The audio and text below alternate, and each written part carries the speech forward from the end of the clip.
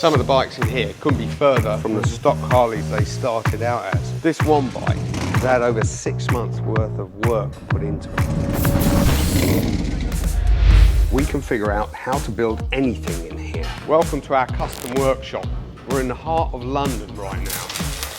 This one's an interesting commission, a replica build of the 120th anniversary limited edition CVO Road Glide, using a new CVO Road Glide as a base model. It's more complicated than it sounds, especially working to colour match and to map the original design onto the new bodywork. But to then elevate it, we've used gold leaf for the gold stripes.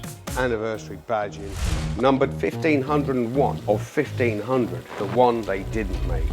Performance baggers are really big news at the moment. We've got at least 4 on the go at different stages of their builds, and we've got others waiting to be worked on. This one performance bagger, custom build, in collaboration with the owner, has had over 6 months worth of work put into it. It's a 135RR superbike project featuring the best components available. Using a Road Glide ST donor, it's inspired by the limited edition CVO RR with a 135 cubic inch stage 4 motor at its heart. We've got the build breakdown video now live if you want to discover more about this build.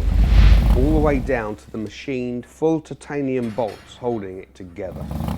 Over here, we have a commission based on a CVO Street Glide ST, featuring a machined primary engine case. Ohlins and Brembo again, full titanium exhaust system, a massive build with Screaming Eagle titanium and carbon mufflers. And on bench number 5, we're updating a Road King we built to high spec a few years ago with a new paint job in Harley Olive Gold.